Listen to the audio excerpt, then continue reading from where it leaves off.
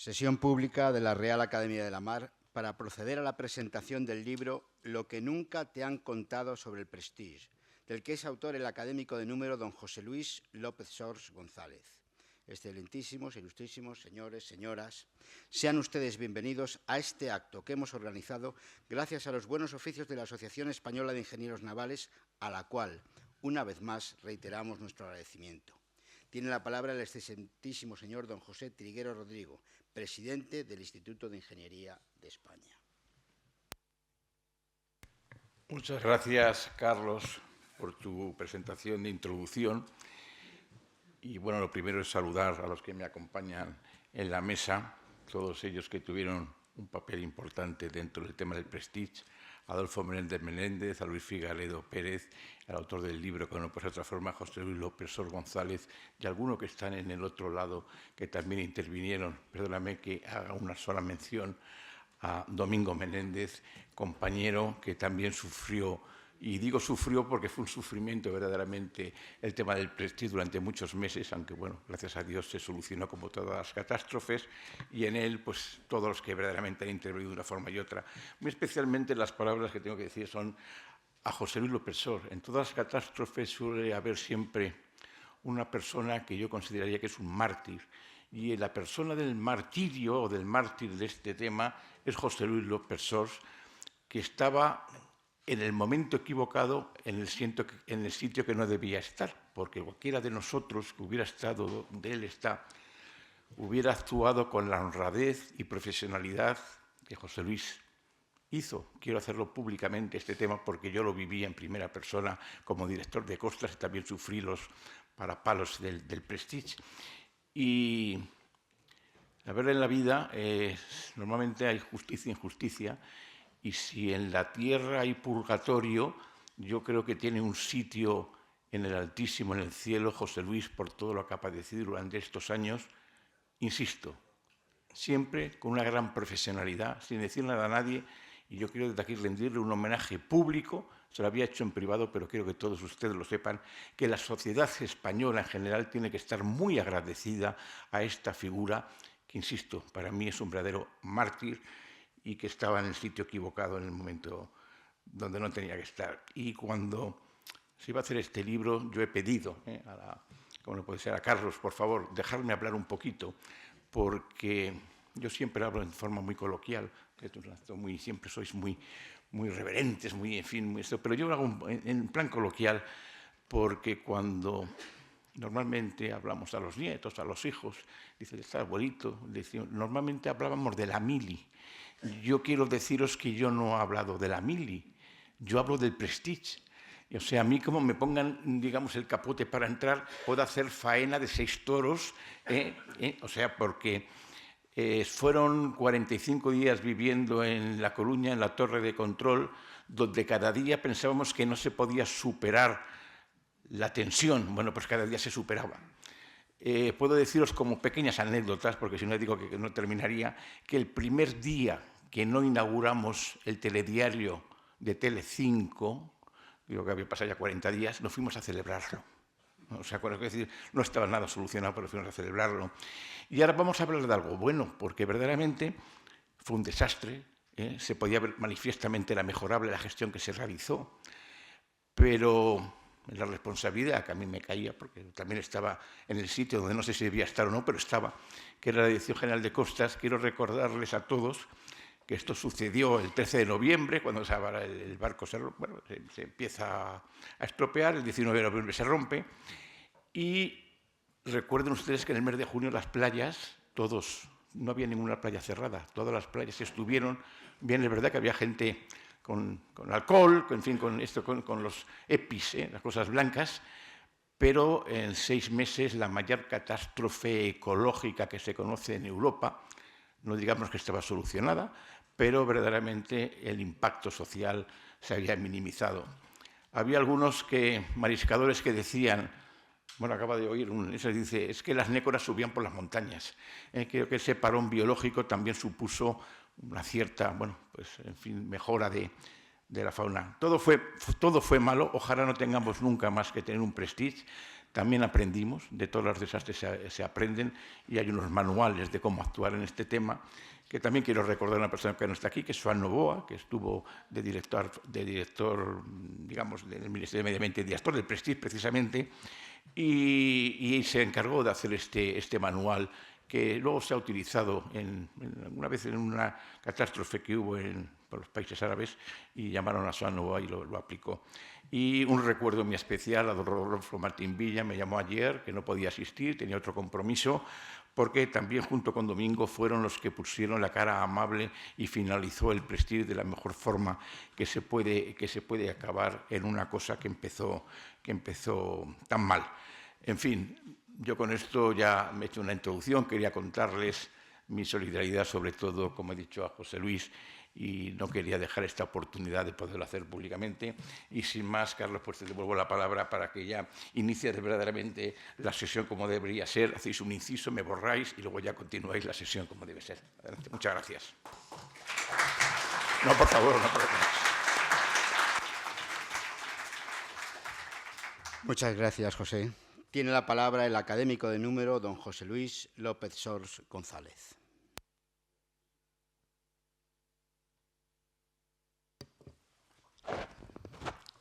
Bueno, antes de nada, me permitís decirles que don Rodolfo Martín Villa, entonces era el comisionado del Gobierno para Asuntos del Prestige, no podrá asistir a este acto debido a una causa no suya, sino nuestra, mía concretamente, que la asumo la responsabilidad, debido al cambio de fechas en la celebración de esta sesión. Como consecuencia, sencillamente, de la convocatoria de las elecciones gallegas, cuando ya teníamos comprometida reserva en esta sala.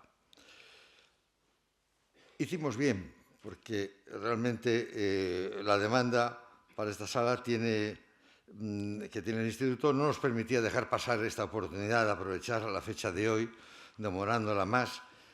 Y eso nos provocó, por un fallo, no comunicarse al señor Martín Villa cuando ya habían salido las invitaciones. Y él ya se había comprometido en esta fecha a asistir a otro acto de que no podía anular. Le asumo la culpabilidad, le pido perdón, y especialmente porque me consta su interés en aprovechar todos los asuntos del Prestige. Él participó conmigo, por ejemplo, en la miniserie que hizo La Sexta para celebrar un aniversario redondo del Prestige. Bueno, pues si os parece, a continuación vamos a hablar los que han colaborado de verdad en el asunto del Prestige. Primero, tanto el subsecretario de Fomento de aquel momento, Adolfo, está con nosotros, Menéndez, y después lo hará también Luis como abogado maritimista, que era el que estaba detrás del asunto de obtener información sobre el Prestige, que nosotros no teníamos ni idea de en qué situación llegaba a nuestras costas. ¿Te parece, Antonio?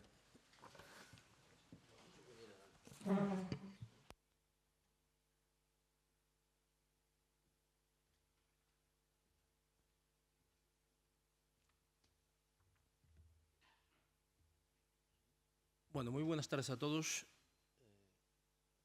Buenas tardes a la presidencia y gracias a todos por estar aquí. Yo quiero decir, en primer lugar, también gracias a José Luis por invitarme a la presentación de este libro que ha escrito al cabo de 20 años para continuar prestando un servicio desinteresado al transporte marítimo internacional.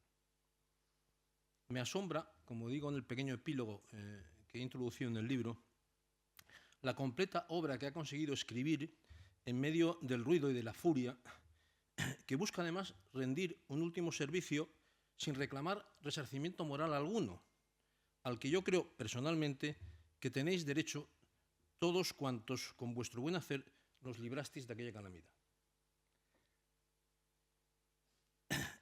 Y hay que enfatizarlo. Este último servicio al que me refiero es el de ofrecer una guía ordenada, comparada y técnicamente solvente de hechos y de antecedentes a disposición de quienes en el futuro pudieran, ojalá que no, encontrarse ante una responsabilidad similar a la que vosotros hubisteis de afrontar en relación con el caso del BT Prestige. Lo del BT, a mí, como soy de letras, me hace mucha gracia, lo del buque tanque, y por eso lo pongo siempre. A mi modesto modo de ver, lo más urgente e importante que la sociedad española tendría que decir 20 años después es bien sencillo. Muchas gracias a todos. Pero la lectura de tu libro, por otra parte grata y absorbente, al menos para mí, permite también añadir alguna pincelada más, aunque sea sintética, sobre lo que me parece que el naufragio del Prestige nos enseñó a todos, lo que tuvo de positivo para España, puesto que no hay mal que por bien no venga, como sabemos bien en esta tierra de garbanzos. He escrito en alguna ocasión, y me parece pertinente repetirlo ahora, que hace 20 años la globalización empezaba a alcanzar su apogeo y los españoles nos dimos de bruces con ella a bordo del Prestige, precisamente. Concurría absolutamente todo. La globalización económica, de la que el derecho del mar es el primero y el más clásico de los ejemplos, y de la que España ha sido la potencia moderna pionera, gracias al grito de tierra de Rodrigo de Triana, cuando lo exclamó desde la Pinta, completando el mundo conocido hasta entonces.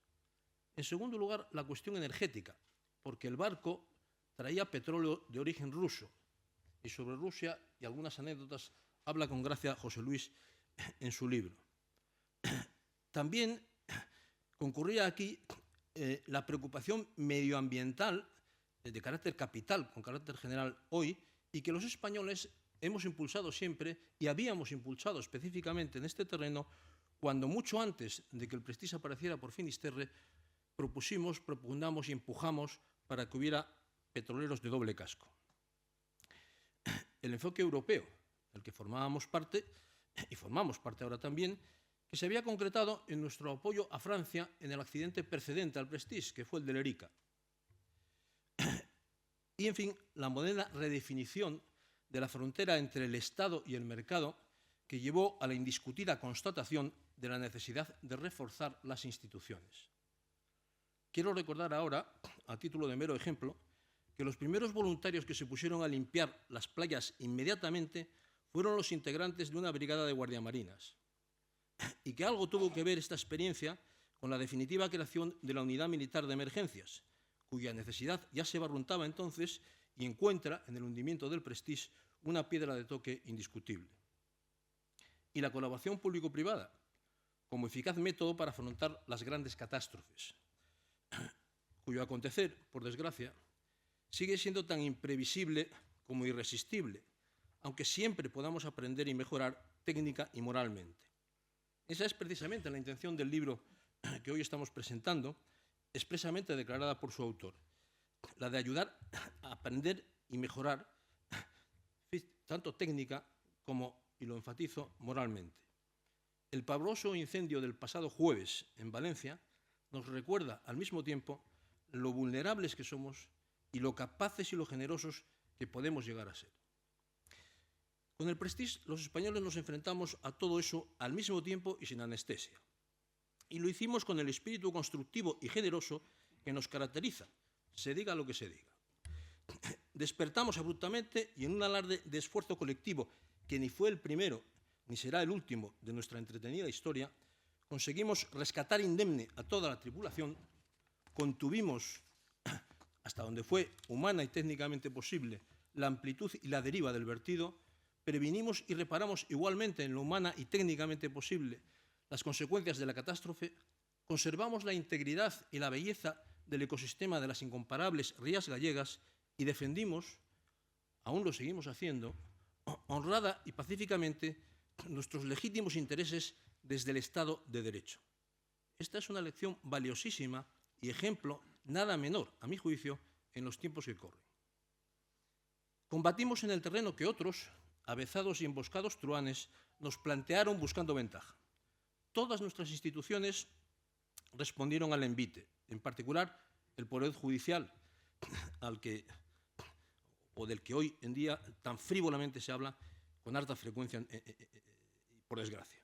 y desde luego mis compañeros, los abogados del Estado, que desde el primer minuto y durante 20 años, aún queda, como digo, un resto de discusión entre Londres y Bruselas en relación con la indemnización derivada del Prestige, han sostenido con el rigor y la lealtad a los intereses generales que les caracterizan cuantas acciones fueron y siguen siendo necesarias. No te oculto en este sentido, José Luis, que lógicamente nos ha reconfortado la gratitud que muestras en tu libro en relación con nuestro trabajo, que te honra, puesto que de bien nacidos es ser agradecidos, pero además porque me permite ahora decir que los abogados del Estado y por extensión todos los funcionarios públicos españoles, en particular, en este caso, los que integran nuestra excelente administración marítima, son muy capaces de defender nuestros intereses con continuidad y estable persistencia, cualquiera que sea la orientación política del gobierno de turno y a pesar de la insidiosa maledicencia de algunos discursos que decaen sospechosamente en cuanto es necesario o imprescindible un soldado, un bombero, un médico o un inspector marítimo que se vaya en helicóptero al medio del océano y descienda allí colgado de un cable, acosado por el bramido del viento, la incesante lluvia, la oscuridad como boca de lobo del mar agitado, del más agitado de los mares y la más desapacible de las noches. Hasta un barco dramáticamente escorado, con la cubierta completamente engrasada y un flanco abierto en canal por una mala maniobra, para ayudar a una tripulación angustiada, aterida y agotada, como lo estaría cualquiera de nosotros si nos viésemos en semejante danza con olas de 8 metros alrededor. Y para recoger unos papeles imprescindibles para probar jurídicamente la verdad que otros, cómodamente sentados al amparo del calor doméstico, podrían negar si les conviniera. Ha quedado probado que los españoles, todos juntos y puestos a las cosas, con las ideas claras, podemos enfrentarnos sin temor alguno a cualquier galerna y salir airosos. Este es, a mi juicio, la primera lección del naufragio del Prestige. No hace muchas semanas, quizás un par de meses, hemos tenido oportunidad de comprobar, con motivo del último naufragio ante las costas españolas de Gibraltar, hasta qué punto el riesgo permanece. Pero cuánto más fácil es combatirlo ahora y lo será mañana. Claro está, si nos ocupamos de lo que importa y dejamos de mirarnos absurdamente con desconfianzas que en realidad no sentimos. Segunda lección del Prestige: seamos nosotros mismos, querámonos porque somos magníficos. Nada puedo decir del contenido del libro, salvo quizás invitarles a leerlo como el libro de José Luis López Sor, el hombre que se enfrentó al accidente del Prestige y junto con toda la administración marítima española que él lideraba en aquel momento, fue capaz de rescatar indemne, como he dicho, a toda la tripulación, de reducir el drama desde el punto de vista técnico y humano hasta los niveles que aquello era posible, de mantener y preservar su querida tierra gallega y las rías y el ecosistema y la riqueza que representan y, en definitiva, seguir peleando desde el Estado de Derecho, porque todavía el pleito persiste, hasta donde fuera menester. Yo creo que después de 20 años de silencio, el autor se ha ganado el derecho a que se escuche su verdad, tal y como él la vio y la vivió. Ni una sola de las estaciones del Viacrucis de la Soledad, el abandono o el gratuito vilipendio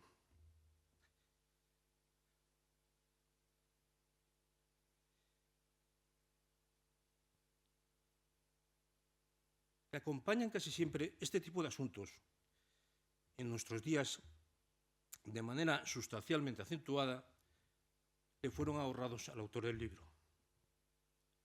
Lo que añade a su lectura una interesante lección sobre las cosas de los hombres. Y no hace falta añadir que también de las mujeres, pero lo digo por si acaso. Creo, eso sí, que la obra de José Luis López Sors será imprescindible para quien desee conocer el actual estado de la técnica de la seguridad marítima y contribuir a su permanente mejora para la prevención o resolución de siniestros similares en beneficio de la vida humana en el mar, de la defensa del medio ambiente marino y de los legítimos intereses de los estados ribereños. He apuntado antes dos de las lecciones más importantes que la gestión de la catástrofe del Prestige enseñan a quienes queremos aprender. Primera, que los españoles juntos y a las cosas somos imbatibles. Segunda, que por eso estamos autorizados a querernos, porque hay muchas razones para ello. Podríamos, parafraseando el inefable Charles Maurice de Talleyrand, en realidad a San Agustín, que es el autor de la idea, recordar lo que Talleyrand decía: si me analizo no me tengo por gran cosa, pero si me comparo, los españoles estamos autorizados a ser humildes si nos analizamos y a no tenernos por gran cosa, pero si nos comparamos. El libro de José Luis que presentamos ahora se refiere preferentemente, como es natural, a la gestión del accidente y a los hechos iniciales. Pero obviamente un asunto de tal envergadura va mucho más allá en el tiempo. De hecho, se proyecta hasta nuestros días y hacia el futuro. No solo porque, como ya he dicho, quedan algunos en el alero, algunos pequeños, entre comillas, flecos de dinero, aún subyúdice, sino porque, con ser importante, el dinero no lo es todo, puesto que no solo de pan vive el hombre, como dice el Evangelio de San Mateo. En efecto, en esta clase de embrollos hay siempre algunas cosas que, a pesar de ser esenciales, pudieran no verse a primera vista con suficiente claridad. Aspectos que, precisamente por eso, merece la pena iluminar aprovechando la oportunidad que este libro nos brinda. Libro que, por otra parte, y como ya he dicho, tiene, porque lo dice su autor, una clara vocación de aprender y aprovechar siempre las lecciones aprendidas. Gritar, además de ser una falta de educación elemental, suele ser un síntoma de una cierta voluntad de distraer la atención. Pienso en quienes, chillando desde las graderías de una pista de tenis, por ejemplo, tratan de distraer o de desconcentrar a un jugador que se prepara para hacer el saque de una bola de partido. También en las grandes catástrofes suele haber un deliberado griterío destinado a ocultar los intereses de la trama, a perturbar la concentración de los rescatadores y a distraernos del hilo conductor de la tragedia, lo que acrecienta el valor de la serenidad, amplía la necesidad de la paciencia y requiere pararse a distinguir bien las voces de los ecos, como nos pedía Antonio Machado. Son tres, cuando menos, los puntos que me gustaría ilustrar o destacar al hilo del presente libro, del libro que presentamos. Lo primero es siempre la vida humana, las personas, tanto la de los tripulantes como la de las poblaciones ribereñas que se ven envueltos en esta clase de accidentes. En el caso del Prestige no hubo que lamentar víctimas humanas, gracias a la pericia y a la eficacia de nuestros servicios de salvamento marítimo, que rescataron sana y salva a toda la tripulación, claro. Completado con la posterior gestión jurídica del accidente, que indemnizó primero a los afectados, para lo que hubo que cambiar la normativa entonces vigente a través de un Real Decreto Ley, que además sentó precedente, porque luego se ha repetido la maniobra en circunstancias parecidas, por ejemplo, en la huelga de controladores del año 2011. La estructura del funcionamiento hasta entonces consistía en lo siguiente. El FIDAC no anticipaba dinero de ninguna clase hasta que no terminaran todos los pleitos. Ya hemos visto que 20 años después los pleitos continúan. Y no solo se deniega a España el poder cobrar la indemnización, sino que eventualmente se pretende embargar, en función de otros pleitos distintos, lo que nos corresponde. Lo digo para que sepamos ese mundo global en el que estamos. No es crítica, es crónica. Siguen los pleitos, por lo tanto. Y la cuantía de la indemnización establecida era claramente insuficiente. A grosso modo, 1.000 millones de las antiguas pesetas en el FIDAC, 4.000 de acuerdo con la sentencia. Es decir, pues 4 veces lo que el FIDAC iba a dar. Y además, porque hay una ventaja financiera evidente en la procrastinación del pago de la indemnización. Lo que España hizo en ese momento fue, como digo, calcular los daños y pagar las indemnizaciones inmediatamente a los afectados, subrogándose en las acciones de estos para hacerlas valer internacionalmente y perseguir jurídicamente a los culpables después.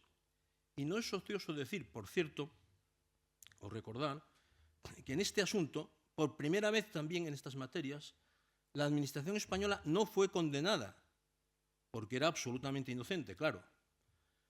Y de esa forma se evitó que los truhanes habituales obligaran a las víctimas a sufragar su eventual indemnización, es decir, que el Estado español pagara la indemnización a los españoles víctimas de un daño que otros habían creado. Por lo tanto, se combatió este colmo de la perfidia que algunos llamarían eficacia gestora. No es de extrañar así que, como con humor cuenta José Luis en su libro, algunos protagonistas internacionales alzaran la voz hasta el cacofónico griterío a ver burladas sus taimadas intenciones porque los españoles sencillamente nos defendimos. En segundo lugar, el hundimiento del BT Prestige, que me sigue siempre haciendo gracia lo del BT, como todos los naufragios de similares características, fue desde el principio un asunto de relaciones internacionales, seguridad y defensa. Un asunto, repito, de relaciones internacionales, seguridad y defensa. Un asunto desarrollado en un contexto globalizado, hiperconectado ya, técnicamente pluscuamperfecto, a decir de los tecnoevangelistas, aunque tan a la intemperie como siempre, frente a la incontenible fuerza de la naturaleza. No es necesario descender ahora al detalle, ya lo hace José Luis en su libro, recordando, por ejemplo, la modificación de la derrota del héroe Sebastopolia, el segundo barco que mandaron los rusos unos meses después, al que pudimos alejar básicamente por dos motivos, porque habíamos gestionado internacionalmente la posibilidad y porque entonces ya nadie se atrevió a decirnos nada cuando mandamos a un patrullero a la atalaya a decirle al héroe Sebastopolia que se fuera a navegar por donde pudiera. Pero hay que decirlo, porque son cosas que quedan, si no, escondidas. En estos casos siempre concurren perspectivas e intereses muy diferentes. Todos legítimos, pero hay que tenerlos en cuenta. Como mínimo, los del país de abanderamiento del buque, problema de las banderas de conveniencia por razones fiscales o por razones de elusión de la regulación y de las exigencias de la regulación o de la inspección. Los intereses de la sociedad de clasificación, que es quien habilita la travesía de estos buques como responsable último de certificar que están en condiciones de navegar. Los intereses de los puertos de salida, de recalada o de destino, a cuyas autoridades les compete controlar, mediante las correspondientes inspecciones, el cumplimiento de los requerimientos regulatorios internacionales. Los intereses del Estado ribereño, obligado a permitir el paso franco y seguro. Me refiero, con esto de seguro, al diseño e implementación y gestión de los dispositivos de tráfico en los lugares más comprometidos del mundo, precisamente por la intensidad del tráfico. Uno de ellos, Finisterre. Establecer los mecanismos de rescate que permitan transitar por dichos dispositivos de tráfico con la seguridad de que las tripulaciones, cada vez más internacionales, si es que pueden serlo ya más, puedan ser rescatadas, y a pesar de las muchas lenguas que se hablan a bordo. Por eso, precisamente, y quiero también enfatizarlo, existe un lenguaje morse, o se viene utilizando el inglés como koiné, como lengua común, para entendernos y no para insultarnos, claro está. En el caso que nos ocupa, la comunicación de la alerta a los servicios de salvamento marítimo españoles, el célebre "We are capsizing", que es anfibológico, en inglés hasta cierto punto, dio lugar a ríos de tinta de los que llamaríamos en Asturias junones de baranda, que diríamos en Gijón. Y quiero recordar que en aquel momento yo tuve que ir al Parlamento español a explicar a los representantes de alguna comunidad autónoma por qué en el tránsito de navegación por todo el norte de España no se podía hablar un idioma cada 5 minutos. Lo enfatizo, el hecho nada más, por si nos sirve para algo. Los intereses del armador, que lógicamente trata de preservar la carga, asegurar que no tiene pérdidas o averías y minimizar los costes financieros tanto de la construcción como de la gestión como de la explotación del correspondiente buque. Los intereses de los marinos del mundo entero en reducir los riesgos para sus vidas que se desarrollan en un medio hostil como es la mar. Los intereses oportunistas de los rescatadores, etali, los intereses de los vanidosos impenitentes que solo quieren salir en alguna foto cuando se está produciendo el accidente y los rescatadores están trabajando, etc. En estos asuntos de diplomacia, seguridad y defensa, la regla de oro es el análisis y la prevención con medios razonablemente suficientes y técnicamente al día. Es decir, que, como repito cada vez que puedo, se trata de pensar antes, pensar más y pensar mejor. ¿Qué es lo que hizo España, a pesar de verse sorprendida por el accidente? En este punto quizás convenga destacar lo difícil que es combatir determinadas opiniones interesadas. Por ejemplo, que los barcos de doble casco son más seguros que los de casco simple, alcanzamos a entenderlo hasta los abogados. Es decir, pero hay que ver lo que costó. ¿Cómo hubo que moverse por el mundo? ¿Cuánto hubo que insistir? Y aún así, naturalmente, la indemnidad absoluta no existe. Quiero recordar que la publicidad y la propaganda de la época describía al Titanic como insumergible. Pues qué bien, pues eso. En tercer lugar, es justo y necesario referirse a otro elemento de la gestión del accidente que lo cualificó e individualizó dentro de los de su categoría, sentando también un precedente internacional. Me refiero al compromiso activo y solidario de la sociedad española en todas sus dimensiones, que tuvo un reflejo especial en la magnífica y gratificante actuación de los voluntarios, apuntalando la admiración y el interés internacional por la solución española de la crisis. Interés, por ejemplo, por algunas de las artes de recogida y de fuel improvisadas por las cofradías de pescadores españolas y los servicios de salvamento marítimo, que, como también recoge el libro, fueron luego utilizadas en accidentes similares en otros lugares. O el interés por la técnica ideada por Repsol para recuperar el fuel del Pecio a 2.500 metros de profundidad, que interesó especialmente a países como Estados Unidos o como México, que trabajan en el Golfo todavía a más profundidad, 3.000, 4.000 metros. O lo que seguramente les sorprende a ustedes, pero así fue, el interés de los alemanes por saber cómo habíamos hecho también la coordinación entre el Estado y las comunidades autónomas. Porque ellos, que tienen un Estado que constitucionalmente nosotros hemos copiado en parte con Lander, pues tienen problemas de coordinación. Y eso lo tienen en materia de costas Hamburgo, y su zona de influencia, que no es poco, pero es menos costa que España, ¿no?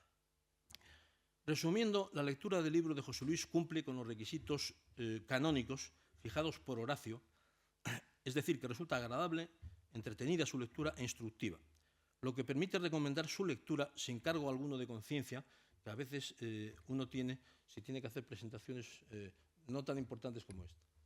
Muchas gracias a todos y gracias, José Luis.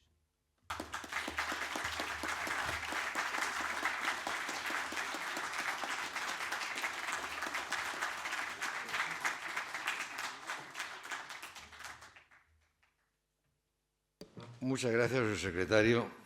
Tiene la palabra don Luis Figaredo.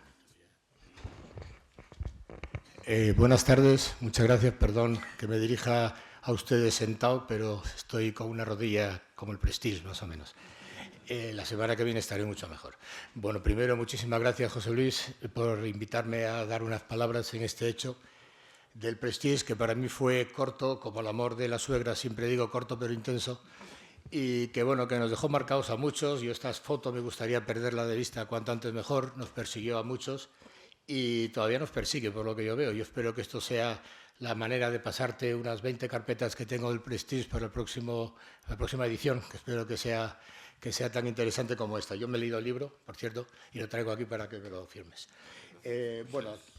Yo creo que muchas veces el libro que podía haber escrito José Luis seguro que se inspiraría en el de Alan Silcio, que dice La soledad del corredor de fondo, porque por mucho que estuviera acompañado, me consta que muchas veces se encontró muy solo. Nosotros tratamos de echarle una mano en el famoso asunto que se llama ya el Prestige.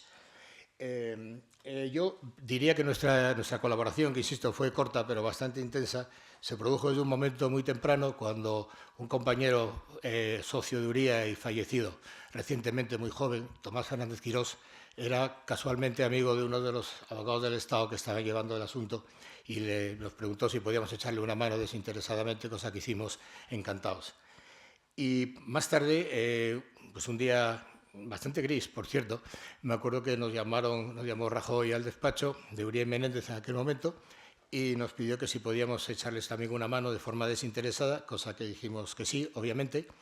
Y y desde ahí hasta que nos relevaron de tamaña gesta, porque fue una cosa, nos sentimos atacados, insultados, vituperados, igual que José Luis, pero digamos a nivel jurídico, ¿no?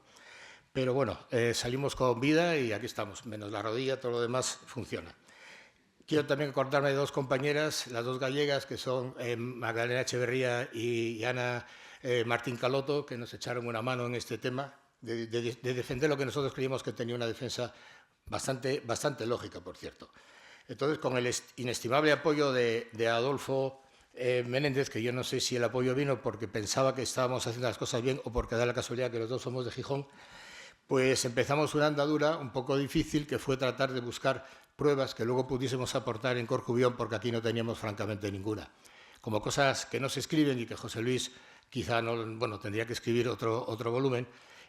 Cuando se metió al capitán Mangouras en la cárcel, que fue una decisión normal y correcta y adecuada, donde nosotros no intervinimos, se le pidió una garantía de 300 millones de pesetas que él obviamente no tenía y que no quiso ponerse. Pero justo aquel día, la directora o la dueña de todo el entramado de las compañías del Prestige, Efi Colutros, acababa de cobrar 300 millones de pesetas por haber perdido su yate.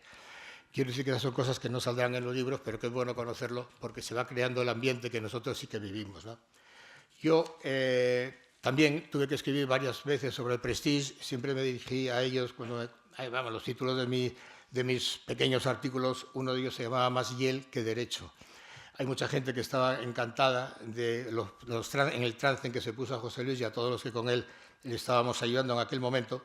Y se queja José Luis, y con razón, y yo lo repetí varias veces, que un tema como el Prestige, que al final no hubo que lamentar vidas humanas, solamente una, que fue el señor aquel alemán que se puso a recoger el pobre por su cuenta y bueno, pues le dio, como me puede dar a mí ahora, un patatús, como se dice, ¿no? Pero en cambio, a los pocos años, un año más tarde, 2 años, hubo un incendio en Guadalajara que costó 11 vidas y aquello me parece que duró, ya no sé, pues un par de días, luego ya se pasó, porque era mucho más interesante el Prestige. Entonces, hubo mucho de política en esto y muy poco de derecho. Y desde luego hay que decir que tenemos unos grandes profesionales en la mar. Yo soy hijo de ingeniero naval, nací en Duroceguera, me considero un producto de astillero y menos la rodilla, prometo que estoy bastante bien. Luego tengo pasión por los ingenieros navales, ¿no? Bueno, yo recuerdo que tuve dos intervenciones que me marcaron, porque nunca me habían insultado tanto, la verdad. Incluso cuando tenía un mal cliente, ahora tenía un buen cliente. Una fue una conferencia en Barcelona con motivo del cincuentenario de la BIMCO en el 2003, donde sufrí más embates que el Prestige, y mi conferencia se llamaba Las preguntas sin contestar en el hundimiento del Prestige, la opinión pública y las medidas adoptadas por el gobierno español, muy parecida al título del libro de José Luis. Y la siguiente vez que me encontré un poco acosado fue en una conferencia que fui invitado a dar en Hamburgo en marzo del 2006 ante el Tribunal Internacional de Derecho del Mar, que es un órgano judicial independiente establecido en virtud de la Convención de Naciones Unidas por el Derecho del Mar, y el título se llamaba El desastre del Prestige y el papel de las sociedades de clasificación.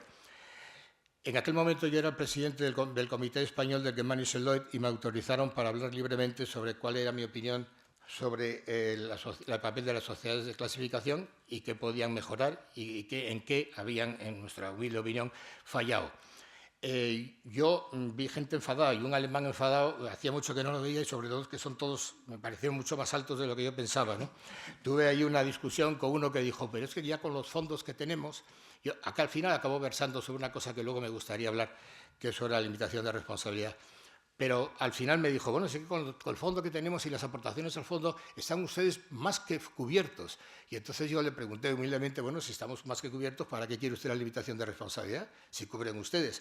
Bueno, al final tuvimos que marcharnos en el café y se acercó una señora mayor, que seguramente era mucho más joven que yo ahora, pero a mí entonces me parecía mayor, y me preguntó si le podía dar la conferencia y le dije que no la tenía publicada, obviamente.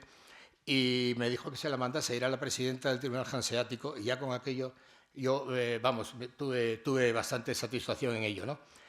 Delibes dice, ya en el 72, antes de nuestra Constitución, que en la naturaleza apenas cabe progreso, todo cuanto sea conservar el medio es progresar. Y a mí me gustaría hacer una serie de aportaciones, los que me conocen, sobre todo Eduardo, que está ahí sentado a la voz, compañero de hace muchos años, y bastante más joven que yo, quiere decir que no.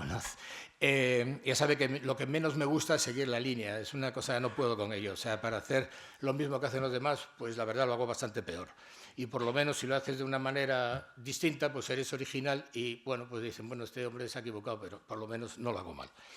Y hay una cosa que me llama la atención en nuestra profesión y sobre todo en el mar, que es el concepto de riesgo, que siempre estuvo ligado al tema de la famosa fortuna de mar, que se refería a cada expedición, cada viaje y que llevó a la concepción del barco o del buque, como se decía antes, mejor, como un patrimonio separado del resto del patrimonio del naviero. Como decía nuestro admirado Justino Duque, que se llegó a hablar de la personificación del buque al considerar al buque un sujeto de derechos y obligaciones, ambos culpables, por cierto. Hay cláusulas en derecho marítimo que la gente no las entiende. Yo creo que en el derecho marítimo hay dos principios fundamentales. Se ponen las cláusulas porque siempre las hemos puesto y porque nunca las hemos entendido. Y entonces así nos va. Y si no, quitando a Eduardo y seguro a alguien más que podía explicarme qué es la both to blame collision clause, ¿no? Pero bueno, solo en este momento la separación del resto del patrimonio yo creo que tiene un verdadero privilegio en esos momentos difícil de explicar. Yo comprendo que se puede limitar la responsabilidad entre partes, pero lo veo muy difícil de hacer y cada vez lo entiendo menos cuando se hace de forma que limite la responsabilidad frente a terceros por los daños que uno mismo comete produce en el desarrollo de su propia actividad, que normalmente no suele ser la misma que el pobre hombre que la tiene que aguantar, ¿no? Entonces, para mí además es una quiebra del principio de responsabilidad patrimonial y de la íntegra indemnización del daño causado. No me quiero explayar sobre temas jurídicos, primero porque seguramente habrá gente más cualificada y segundo porque son bastante aburridos de vez en cuando, aunque a mí me apasionan, ¿no? Hay una discusión que se centra y que está exclusivamente, se trata de arrebatar los privilegios que tienen unos cuantos en defensa de otros muchos. Yo creo que España es un coastal state más que un país de litoral, mucho más que un país naviero, debíamos de pensar, y de hecho se pensó, y una temporada estuvimos considerando con Adolfo, hasta qué punto a España le convenía ser signataria de una serie de convenios de limitación de responsabilidad y qué le iban ello y cuánto le podía costar el no estar en esos convenios, ¿no? Hasta que, como decía Groucho Marx, llegó la política, que es el arte de buscar problemas, encontrarlos, hacer un diagnóstico erróneo y aplicar después los remedios equivocados, ¿no? Entonces, bueno, en eso estamos. La historia de este privilegio marítimo, quiero recordar a mi admirado maestro Aurelio Menéndez, y que además era gijonés, y bueno, eso quiere decir que tiene bastante peso en este tema, que decía que en lo jurídico y lo justo, que no son las mismas cosas y a veces no coinciden. Yo creo que en este caso no coincide. Creo que un señor que está mariscando en Galicia poco tiene que ver con un cargamento de crudo pesado que venga en un barco como este después de pasar una serie de circunstancias y una serie de avatares. No tiene nada que ver con que el señor Mangouras, que tuvo un certificado, el capitán, que tenía el pecho como un niño, luego resulta que tenía 4 bypasses, aquello parecía un Ferrari, ¿no? Pero de momento el certificado estaba ahí emitido por un país que no se quiso meter con él porque era el chipriota. Todas estas cosas son cosas que no se saben, pero que al final debían de salir en un momento dado. Volviendo un poco a esos privilegios, yo, sobre todo sobre delimitación de responsabilidad, quiero recordar que en el año 93 Lord Musil, que era un juez de la House of Lords y que fue una autoridad en derecho marítimo, se hizo una pregunta que decía «Ships are different or are they?»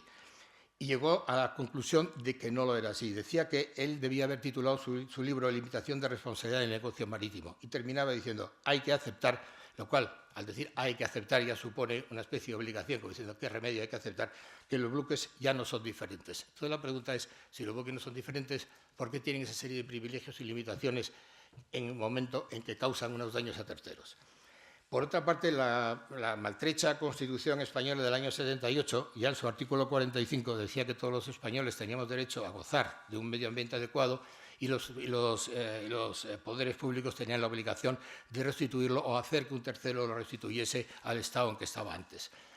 En este momento, como decía también el profesor Reglero Campos, una norma que prohibiera o limitara de forma general e injustificada el derecho a obtener la reparación de un daño sería manifiestamente inconstitucional. Luego hay que decir que el artículo 45 lo aplicamos sí, cuando, depende qué y depende para dónde, ¿no? Eso está ahí encima. Ulrich Beck, yo soy un enamorado de este señor, decía que vivimos en una sociedad de riesgo. efectivamente es así. También nunca más mantenía que el Prestige es posible. Otro Prestige. Karl Popper dice que si una cosa puede suceder en el tiempo, sucederá si se le da tiempo para que suceda. Y también lo dice José Luis en su libro. ¿Quién dice que no va a haber otro Prestige?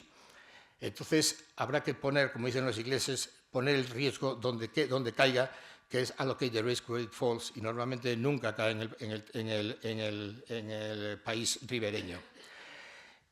Por lo tanto, hablar de riesgos, hablar de contingencia, y solamente, y aquí termino, porque luego tengo la manía de enrollarme, como los abogados cobramos por horas, pues llega un momento que es difícil quitarse esa costumbre. Pero bueno, esto... en este momento hablaba Adolfo, sí, sobre los truhanes y los emboscados y los avezados. Yo creo que hay momentos en que hay que plantearse, creo yo, y hay gente mucho más cualificada que yo sobre todo estoy ya estoy de retirada, aunque me cuesta trabajo, pero vamos, ya no hago lo que tenía que hacer, pero sí que sigo protestando, porque eso es que me encanta.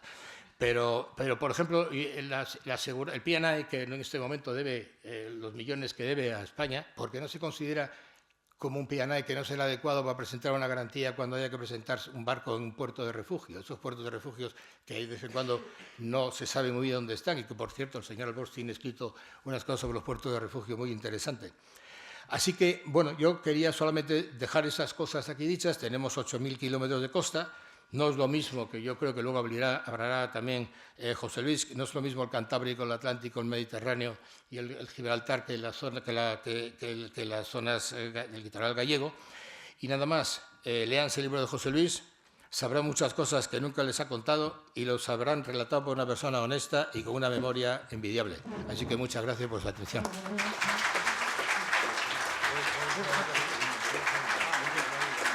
Gracias.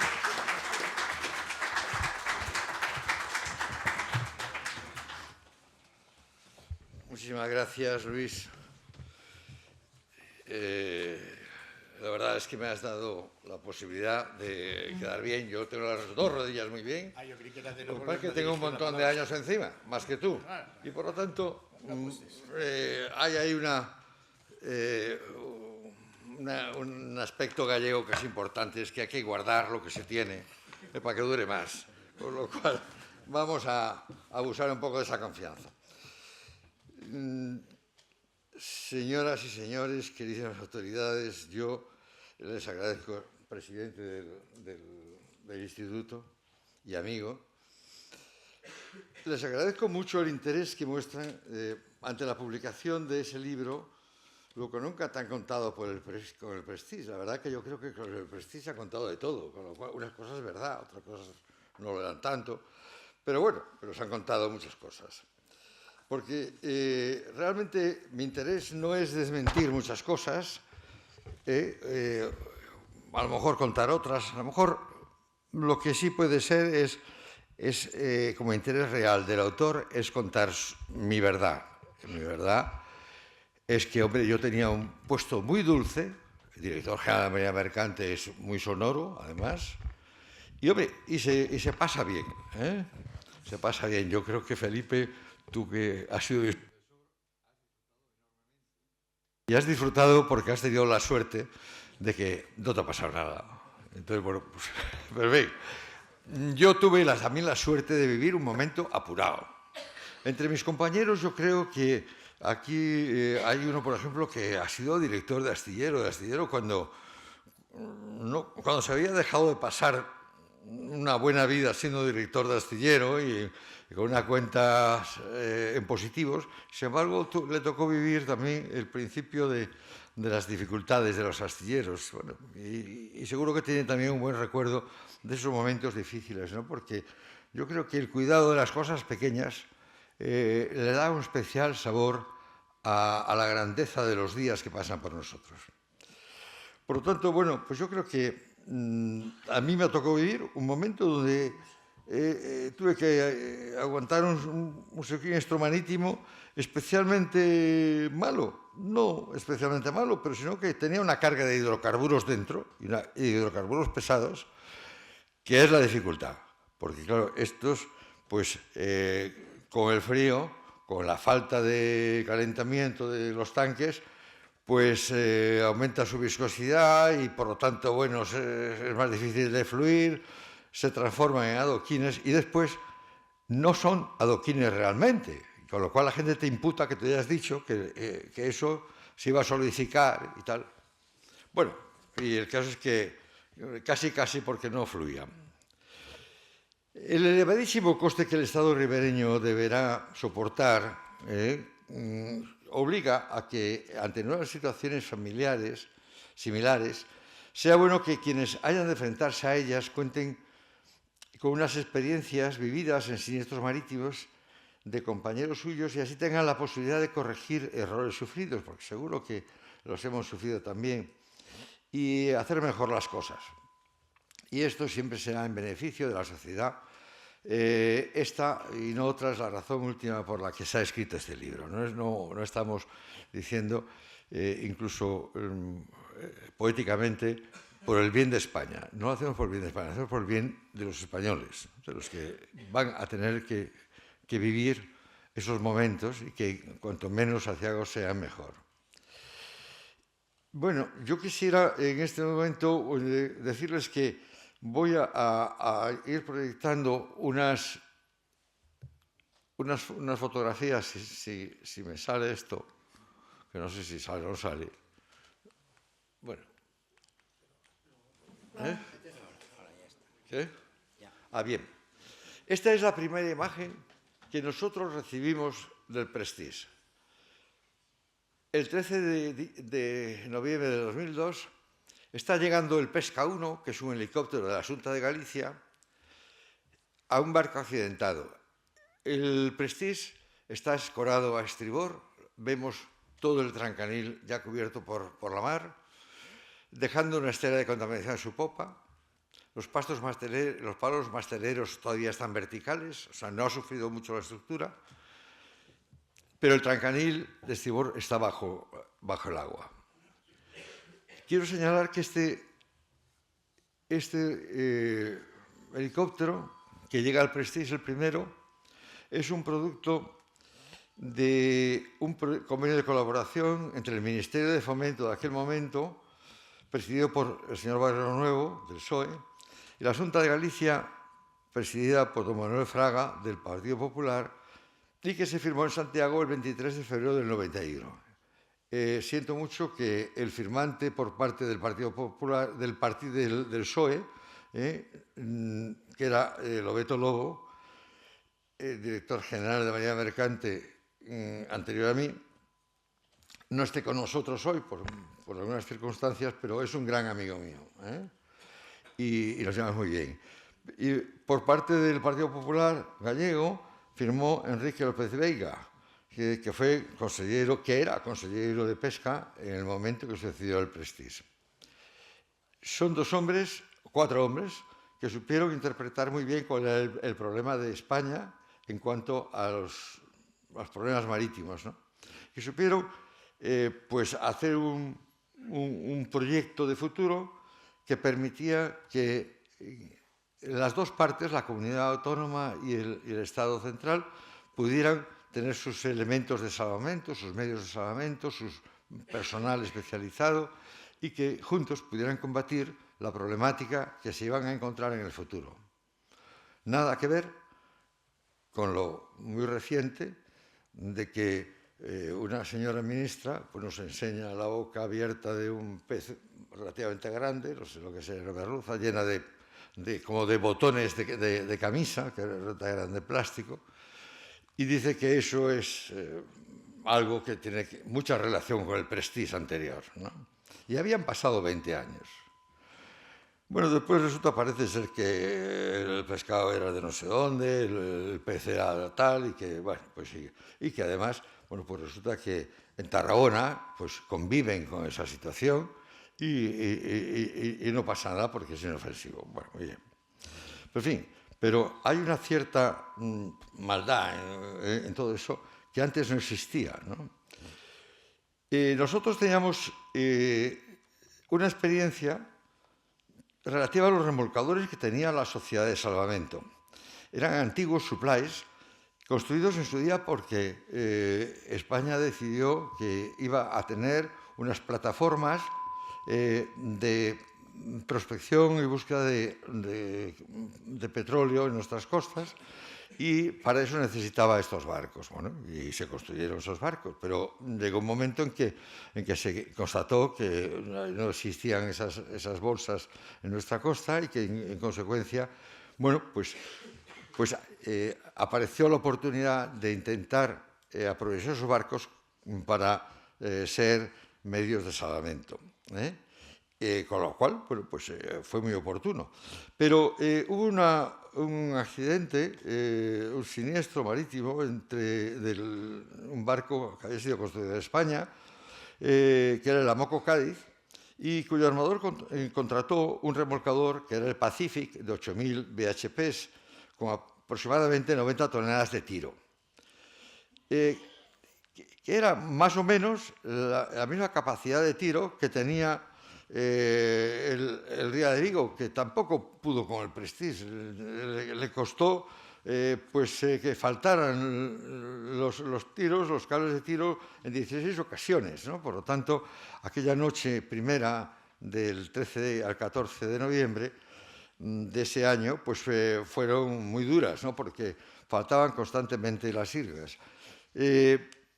A 8 horas o a 6 horas de donde estaba ese barco, pues estaba otro, el Simpson, que era del doble de potencia, 16.000 BHPs, pero el armador no lo contrató porque su flete era mucho más caro. Y entonces, bueno, pues fue una problemática planteada por el armador, pero tuvo que pagar pues lo que sucedió con el Amoco Cádiz. El último Consejo de Ministros del Partido Popular, anterior a las elecciones de marzo de 2004, se aprobó la construcción de 2 remolcadores de 22.000 BHPs. Recordad que estábamos hablando de 8.000, de 16.000, ahora 22.000 BHP. Se aprobó esa construcción de 2 remolcadores que tenían teóricamente unos 220 toneladas de tiro, pero que se esperaba que pudieran llegar a 280 toneladas de tiro. Bueno, yo creo que son unos remolcadores que son muy potentes para los tráficos que estamos teniendo en nuestras costas. Los bautizaron con nombres que nada tienen que ver con la mar, pero bueno, eso era lo tradicional en ese momento, desde la época de Felipe González, donde comenzó básicamente la sociedad de salvamento. Pero parece que se está notando su presencia en la sociedad de salvamento y está dando sus frutos. Bien. Por otra parte, debemos decir que para la Administración sepa cómo está un buque necesitado de asistencia, no es preciso enviar a bordo a una o varias personas desde la Capitanía Marítima con titulación suficiente, y mucho menos que fueran ingenieros navales, ¿no? Como se hizo en el Urquiola. En el Urquiola fue uno de los ingenieros navales con más gente a visitar el Urquiola y poder decidir cómo estaba el barco. Bueno, en ese caso, pues hay que decir que volvieron de casualidad, tuvieron que atravesar zonas de mar ardiendo y jugándose la vida, ¿no? Bueno, yo creo que lo que hay que hacer es confiar en los patrones de los remolcadores y los comandantes de helicópteros, que tienen suficiente experiencia y conocimiento y son expertos, que saben mucho más de lo que cree mucha gente de la mar.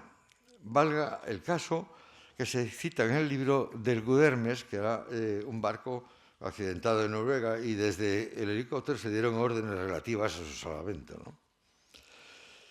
Al Prestige enviamos a Serafín Díaz, que era un inspector que era maquinista y consiguió poner en marcha la máquina del buque.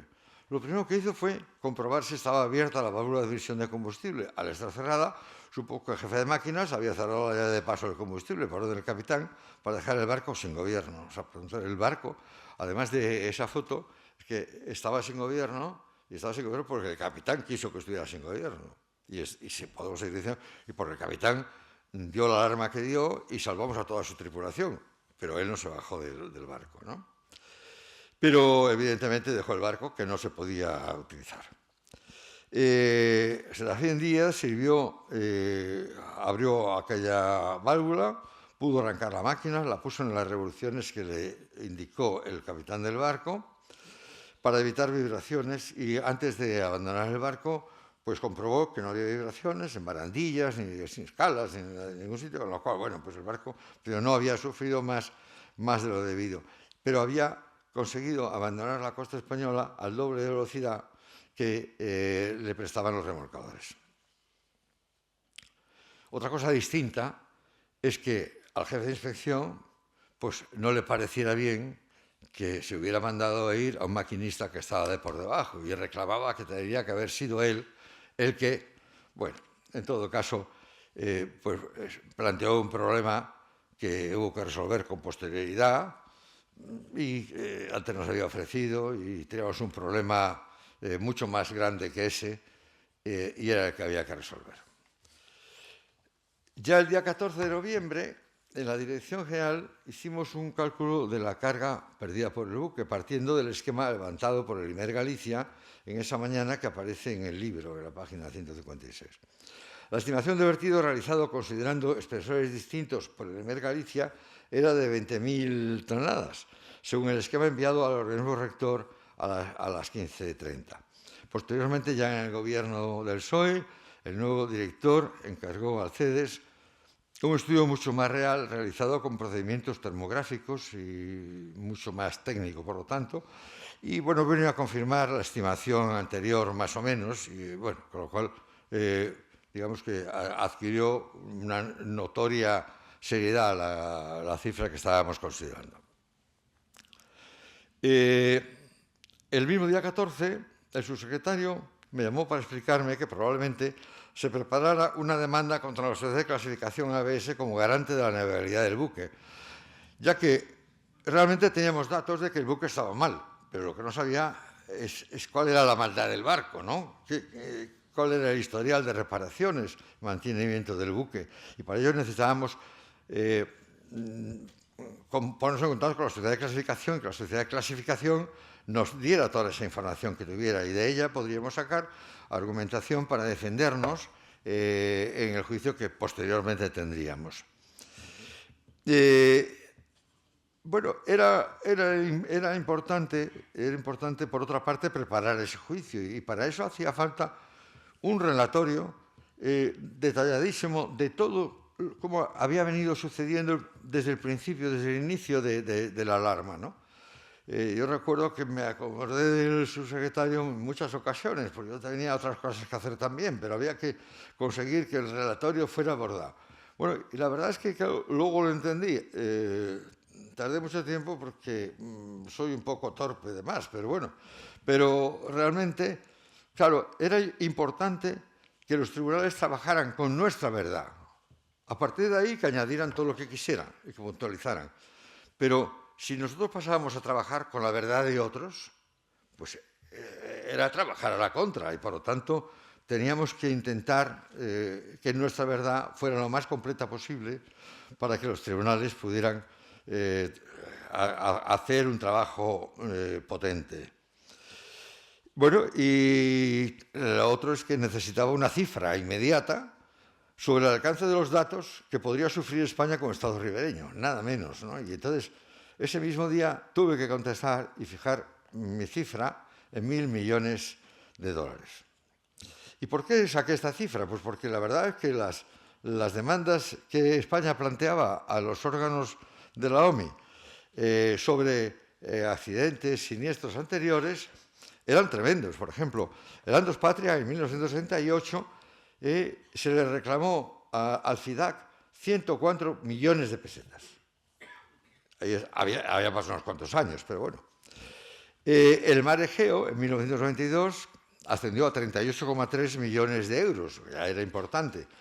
Y había pasado 10 años antes, y el 31 de octubre del 2002, solo unos días antes del Prestige, yo tuve el honor o la gracia de asistir al acto en el que el director del FIDAC entregó ese dinero al ministro de Hacienda de España, Y eso solamente fue el 31 de octubre de 2002. Claro, el día 13 de noviembre de 2002 yo tenía grabada la imagen en mi cabeza de qué era lo que estaba pasando con estos temas, ¿no?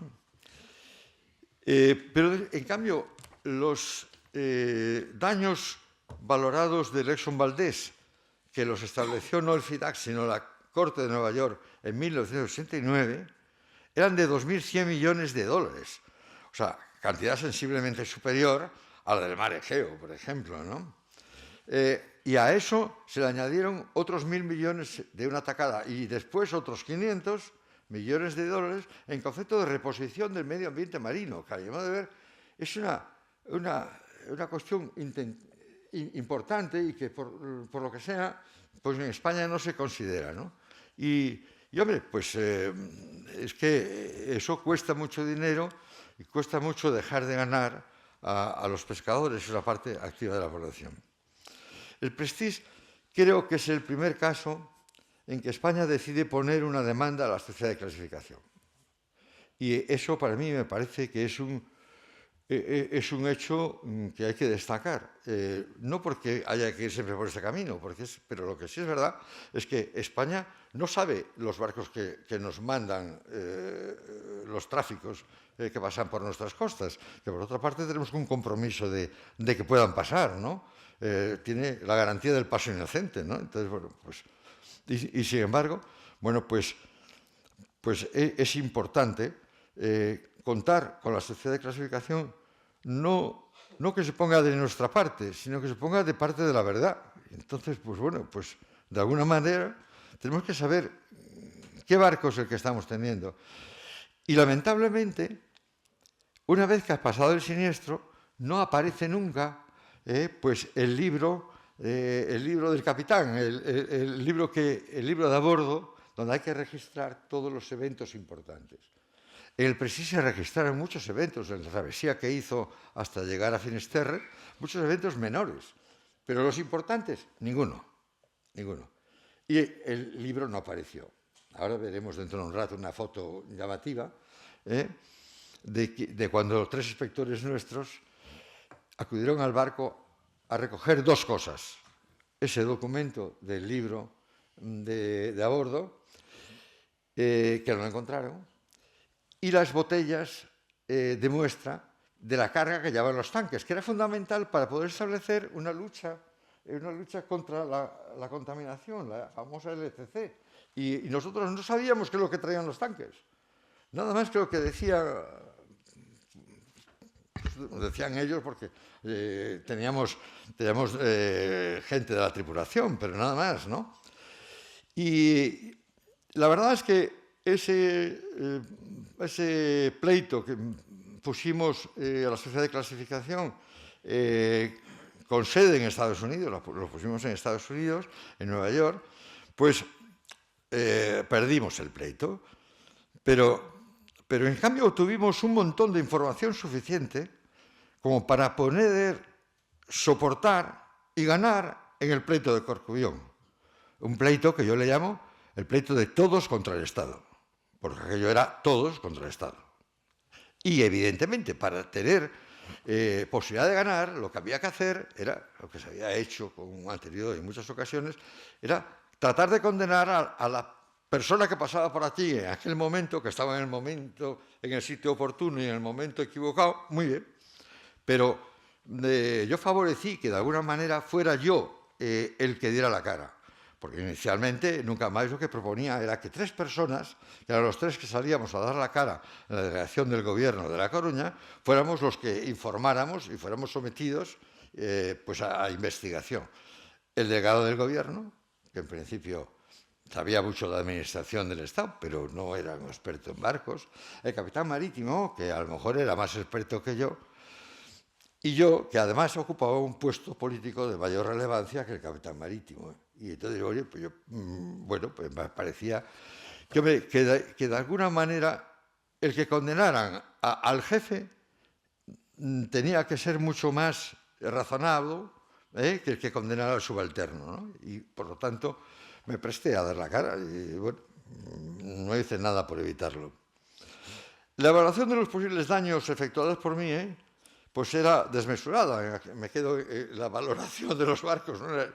Era partiendo de la de Andos Patria, pero unos años después se hizo otro estudio realizado por la catedrática de Economía de la Universidad de Santiago, doña María Loureiro, de los daños causados a España por el siniestro. Y esos daños ascendieron a 4.400 millones de euros. Le había dado 1.000 millones. Pues eran 4.400 millones.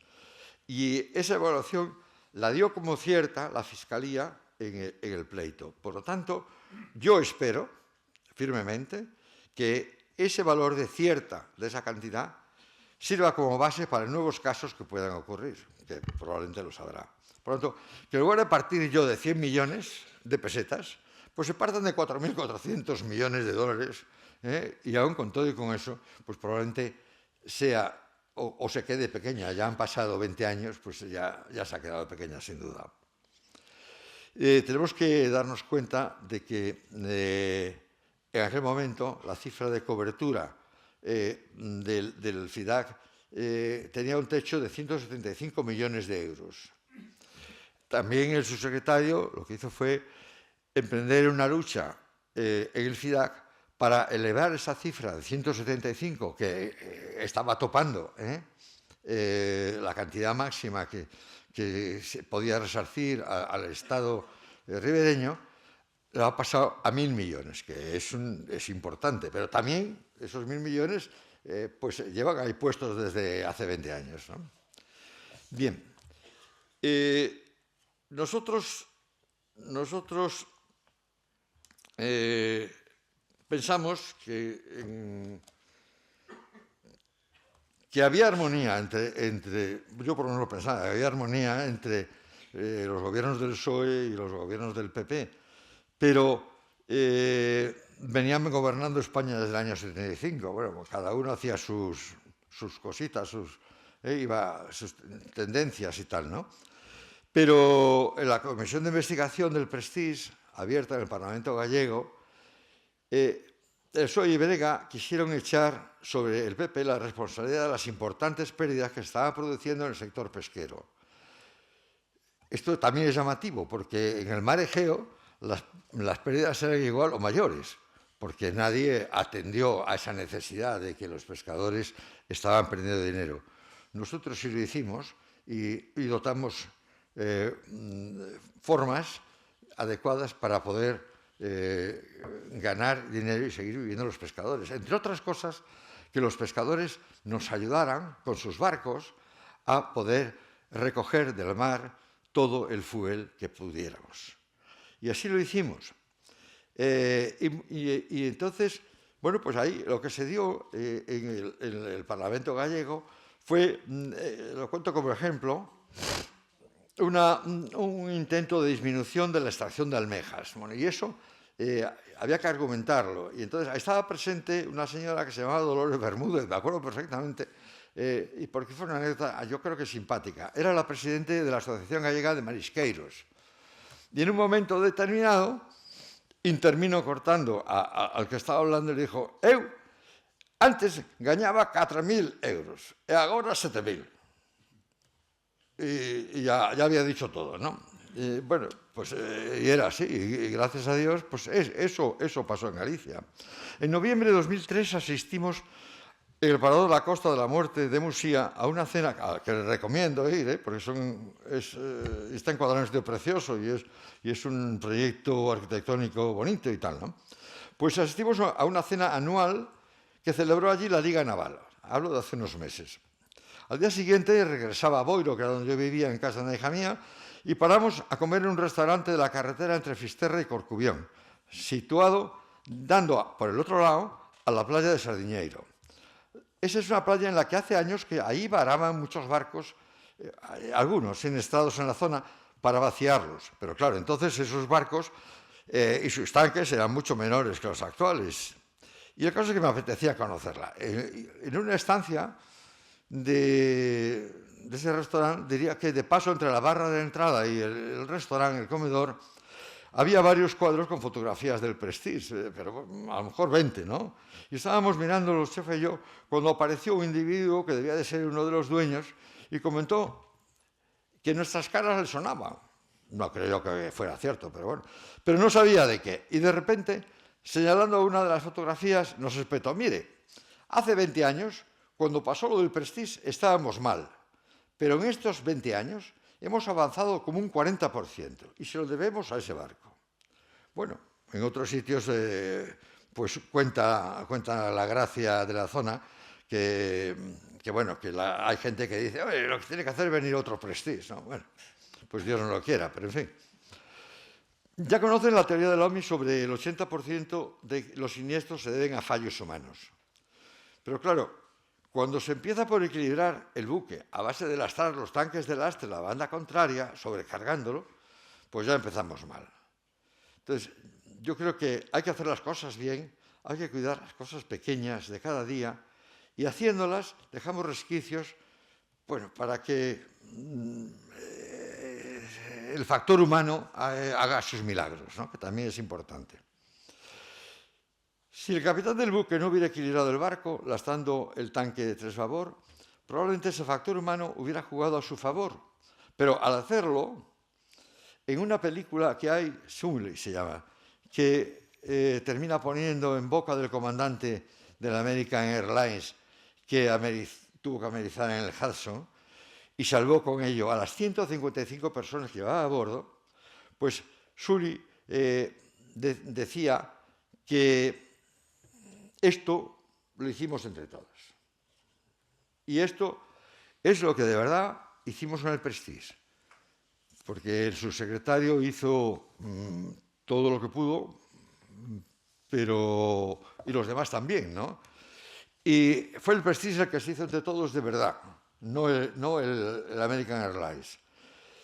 Entre todos los que pasamos en Coruña casi 3 meses, lo recordabas tú, Luis, antes, más los que siguieron con la recuperación de lo que quedaba en el pecio, de los marineros que habían fabricado artefactos con la ayuda de nuestros capitanes marítimos para recoger el chapapote en la mar con éxito.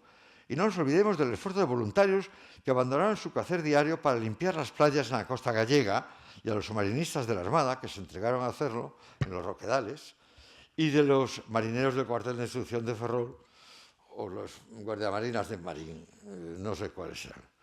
En esos esfuerzos hemos contado ya de los pescadores que dejaron de trabajar en su oficio para emplear sus barcos y largas jornadas en recoger de la mar el chapapote para evitar que llegara a tierra.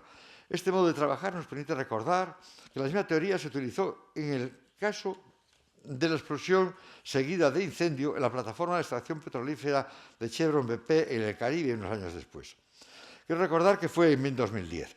Los Estados Unidos plantearon la LCC para recoger al mar el vertido producido en la New Deepwater Horizon, en lugar de esperar a que llegara a tierra, acudiendo a los pescadores que preparaban utensilios de fortuna similares a los del Prestige, ¿no? Hace ya mucho tiempo que yo llegué a la conclusión de que la contaminación que cae en la mar debe de recogerse en la mar. Sí se puede, otras veces no se podrá. Y solo lo que llega a tierra ha de recogerse en tierra. No solo creo en ella, sino que está en consonancia con la Convención de Naciones Unidas, que tiene un artículo, no recuerdo cuál, en que prohíbe transferir contaminación de un elemento a otro, aunque creo que solo se usa para no transferirla a la atmósfera. Permítame también, por favor, manifestar mi opinión a favor de la defensa de los bienes conexos, comentando algunas cosas. El convenio en que se cita los bienes conexos, después de más de 20 años, desde el final de la Segunda Guerra Mundial, se produjo un siniestro, el del Torre Callon, en 1967, en Gales, y la actuación del Reino Unido en el siniestro movilizó a los Estados de la OMI en un gesto de solidaridad hacia el Estado que estaba padeciendo ese siniestro. Recordemos que el barco, Estados Unidos lo bombardeó con napalm. Hay un ejemplo incluso en el prólogo del libro donde el que hace el prólogo cuenta cómo salió ese tema, ¿no? Porque incluso se planteó por la sociedad en algún momento de bombardear el barco, el Prestige, en Galicia.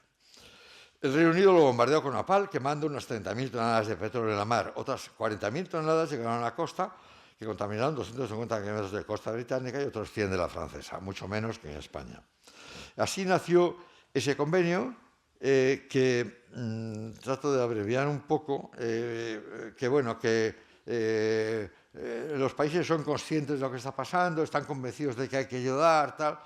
Su artículo dice, y el segundo artículo define los intereses conexos del Estado ribereño directamente afectado como sus actividades marítimas costeras, proteger los atractivos turísticos, la salud de las personas, el bienestar de la región interesada. Bueno, entonces, todo esto es muy importante y en la defensa del Prestige se actuó en todos los extremos de conformidad con el espíritu y la letra del convenio de intervención, tanto a la hora de valorar la gravedad del peligro como su carácter de inminente.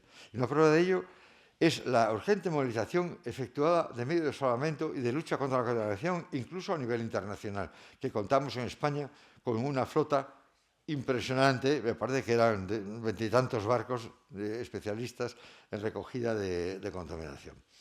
Particularmente me siento totalmente identificado con las gentes que viven o tienen intereses en la costa, sin que tengan culpa de nada, ven invadidas sus actividades y o sus intereses por un siniestro causado por una falta de mantenimiento de un buque, muchas veces, o incluso por accidente, cuando su origen pueda ser imputado al factor humano. El contraalmirante McGowan de la Prefectura del Mar de Estados Unidos, en el despacho de su secretario sobre los buques de guerra hundidos en los bombarderos japoneses en Pearl Harbor, pues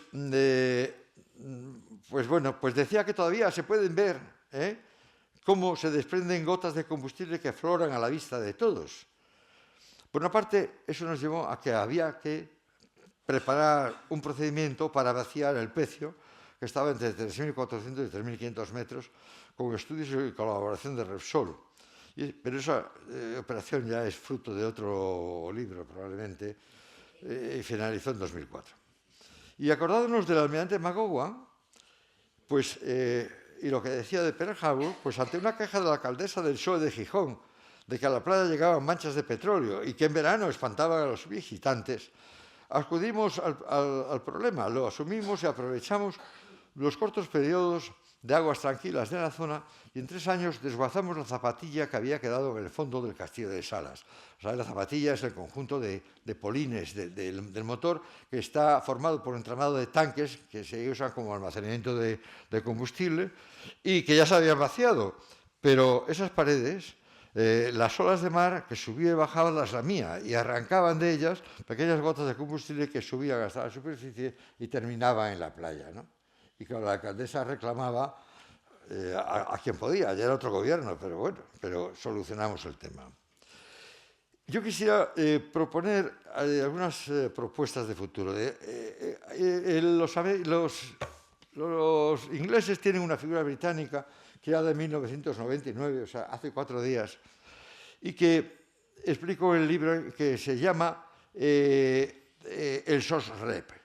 Es un cargo nombrado directamente por el primer ministro británico para resolver un siniestro marítimo y cuyas decisiones no se pueden ser discutidas nunca por nadie, sean de la corriente política que sea.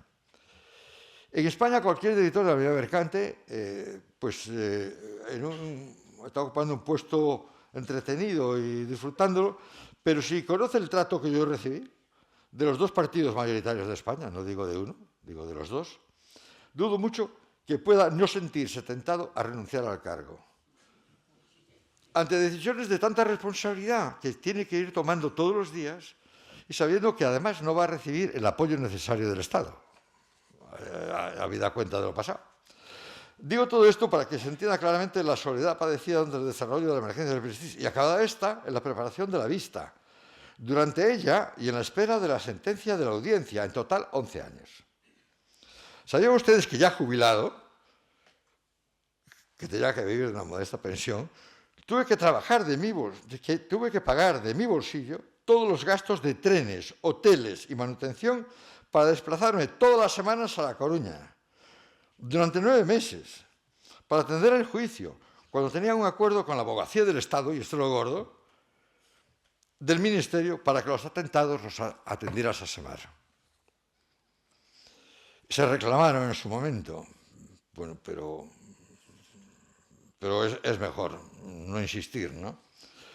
Sin mi asistencia, dudo que se hubiera podido ganar el juicio. Es diferente tener enfrente a un señor que está admitiendo su culpa y que procede de un cargo alto a uno que pasaba por allí, ¿no? Solo después de la sentencia del Tribunal Supremo en enero de 2016 me pareció que, abriéndome y hablando, podía hacer un bien a España. La demora de hacerlo se debe a una espera provocada por la reclamación de la responsabilidad civil al London P&I Club, de acuerdo con la sentencia del Tribunal Supremo, que abrió la puerta a esa reclamación. Escribiendo este libro, me aseguro de que mi pensamiento, por lo menos, queda por escrito. Es obligado que los expertos en siniestros marítimos nos pongamos de acuerdo por el bien de España y de todas las naciones ribereñas del mundo para evitar que los problemas de siniestralidad marítima no se transformen nunca en asuntos de lucha política, sino que puedan abordarse y resolverse como ocurrió con el Prestige profesionalmente, aun cuando esos flecos sigan existiendo. Permítame que en algunos flashes pueda explicarme claramente. Lo pueden leer en el libro, yo les recomendaría los capítulos finales, ¿no? Pero, por ejemplo, la voz de Galicia, el juez Pía, unos días después de la sentencia, declara, lo pongo en rojo para que se note, ustedes como si estuviera entrecomillado.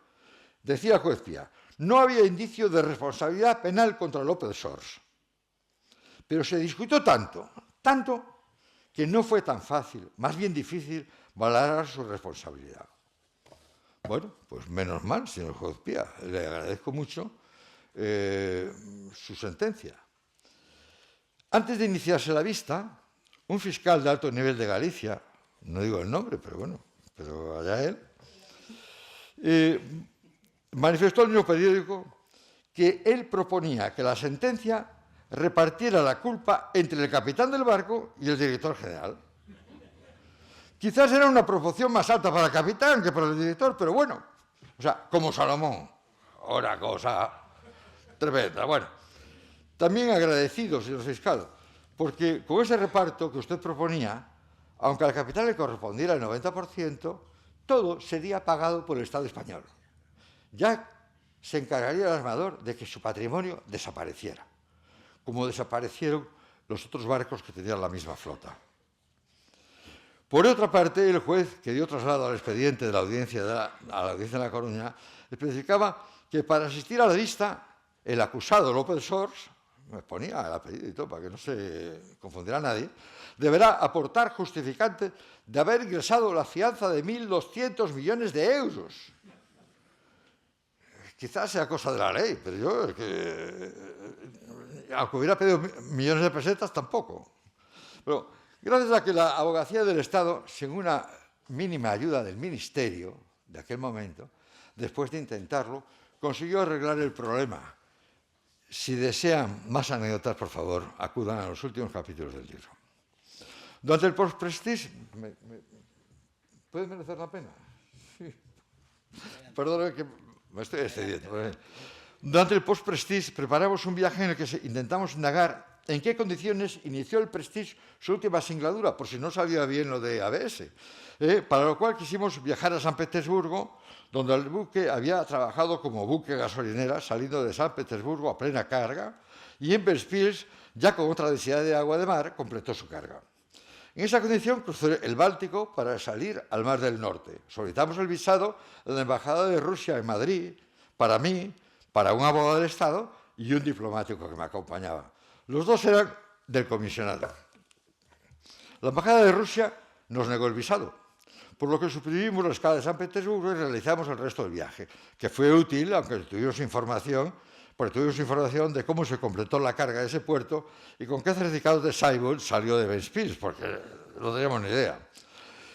Casi un año después nos enteramos de un petrolero similar al Prestige, es decir, un segundo Prestige, el Heroi Sebastopolia, que tenía previsto salir de San Petersburgo en parecidas fechas de mediados de octubre de 2003, justo un año después, claro, aprovechando el frío para evitar que las aguas no estuvieran heladas y permitieran llegar al Báltico, ¿no? Mientras esto pasaba, el subsecretario había llegado a un acuerdo con Francia para extender nuestra zona económica exclusiva hasta las 200 millas. Conseguimos inspeccionar, de la Unión Europea, el buque en Ventspils con un grupo de inspectores de varios países de la Unión Europea, con diferentes criterios, porque los nuestros éramos ingenieros navales y tenemos ideas claras sobre resistencia estructural y tal. Pero los marinos, que en muchos sitios los inspectores son marinos, todos los demás eran más marinos, mercantes, que cumplen estrictamente las exigencias del Port State Control, el MO, que es más de comprobar certificados y medio de salvamento que otra cosa. Total, no logramos unicidad de criterios y no conseguimos que Letonia pusiera pegas para prohibir la salida del buque, aunque según nuestros inspectores tenía amplias zonas de la cubierta con un pronunciado pandeo. Claro, en España, mientras tanto, se sabía lo del Genesio Fastobolias, se sabía nuestras gestiones, se sabía que no estábamos consiguiendo parar el barco y todo el mundo pues, andaba pues, rezándole a San Benitiño de Nos a ver qué pasaba con el barco, ¿no? Pero España prohibió al buque acercarse a menos de 200 millas de su costa. Teníamos facultades para ello, y a su paso envió al petrolero Atalaya, gracias a la comprensión de la Marina de Guerra, que en todo momento estuvo con nosotros en este y otros accidentes, otros siniestros. Y mandó al buque Atalaya a 200 millas afuera de Ortegal, y después vimos cómo iba tomando rumbo a la isla de La Palma, también para pasar a más de 200 millas de ella. En el libro se recoge cómo el ministro ruso de Transportes me echó una buena bronca en Moscú, en presencia del embajador y del abogado del Estado, que me acompañaba, por cómo reaccioné ante ese segundo Prestige que nos mandaron un año después del primero. Yo también subía el volumen de mi voz. Los detalles en el libro. La reunión, cuando menos, fue tensa, y a juzgar por las caras que ponían el embajador y el abogado del Estado, yo presumía que la mía tampoco debía de ser otra cosa muy diferente. Pero como no la veía, pues bueno, pues seguimos y hasta que se terminó la reunión, gracias a Dios, en breve plazo. Tenía en las paredes alrededor colgados muchos mapas donde figuraba parte del recorrido del Prestige, ¿no? Y en un momento algo le dije yo de que a mí me parecía que Corcubión estaba fuera del mapa. Que no, pero bueno, estos compañeros míos al final se reían, pero bueno, es que es para hacerlo, ¿no? Al poco tiempo, el 21 de febrero del 2004, el director general de la Marina Mercante de Letonia, que ya habíamos estado juntos en la primera visita que hicimos, pues me dijo que quería venir a España y conocer de cerca lo que había pasado con el Prestige. Le enseñaron el centro de Finisterre, la Costa de la Muerte y la Cafetería Marítima de Coruña con su centro de control. Yo solo le pude atender el último día, que aprovechó para contarme los comentarios del ministro ruso, que creo que me puso verde. Parece que sus reuniones con los ministros de los estados bálticos eran a voz en grito, como empezó la mía.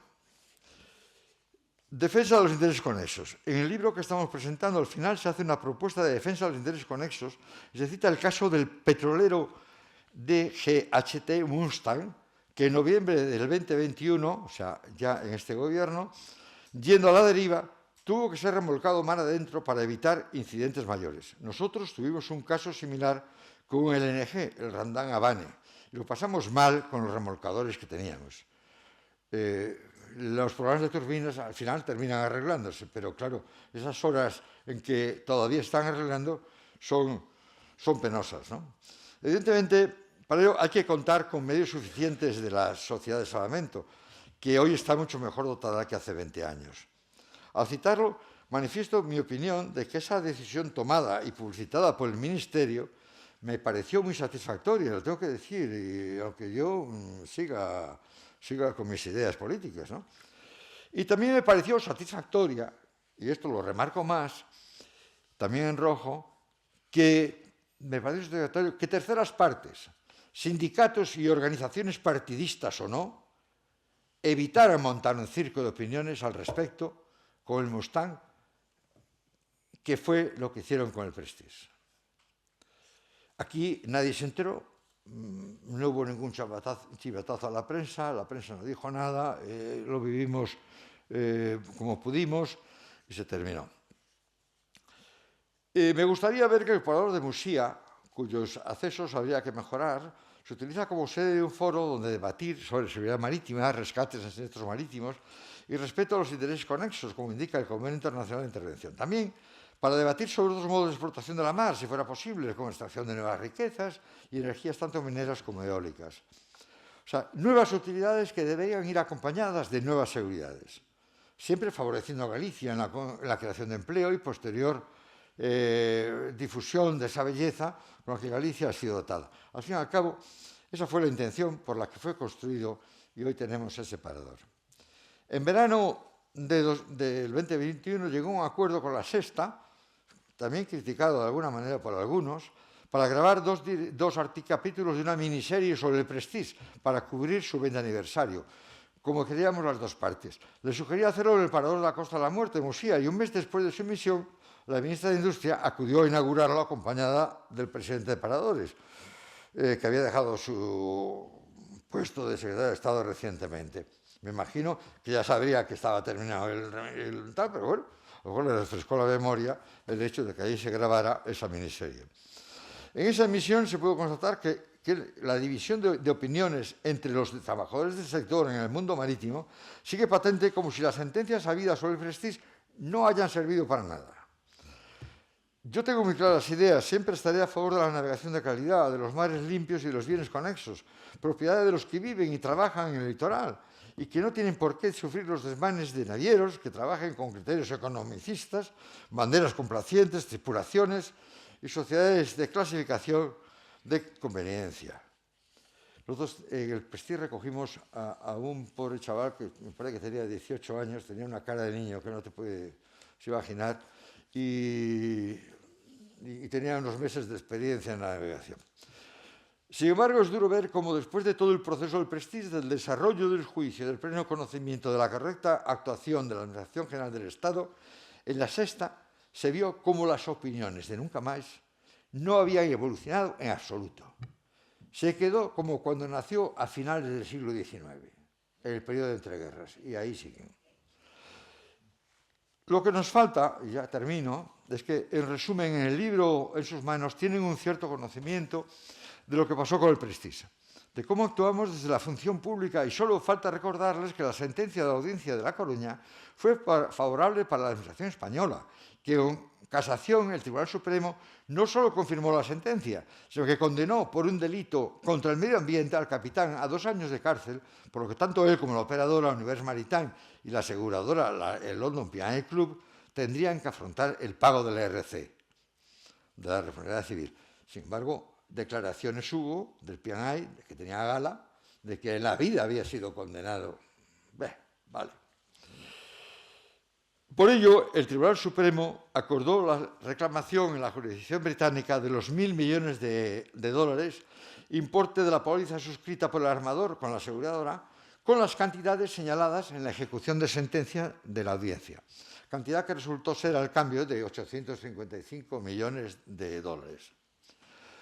Realizada la reclamación a la aseguradora, esta acudió al Tribunal Superior de Justicia de la Unión Europea, que dictó sentencia a favor de España, pero aprovechando el Brexit, la aseguradora mantiene que ante la salida del Reino Unido de la Unión Europea, esa sentencia del Tribunal de Justicia Europeo no le afecta. El TSGTU dictó sentencia favorable al Estado español, la justicia británica apoya a la aseguradora y así andamos. En estos días pasados, la prensa recoge una manifestación de un eurodiputado, Millán Mon, de lo que están intentando hacer y seguirá haciendo para el futuro. Y yo digo, como en Galicia, que juicios tengas y los ganes. Pero habrá que insistir. No nos cansemos. Muchas gracias y perdón por la largueza y la largura del estudio.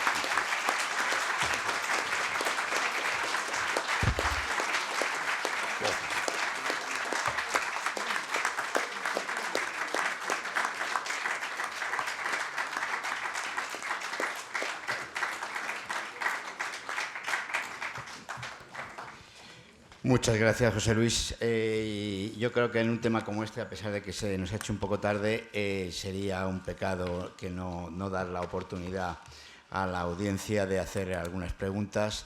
luego aquellos que estén interesados, si no van a poder ser muchos por la hora, pero si algunas, pues que lo hagan saber para hacer la pregunta correspondiente.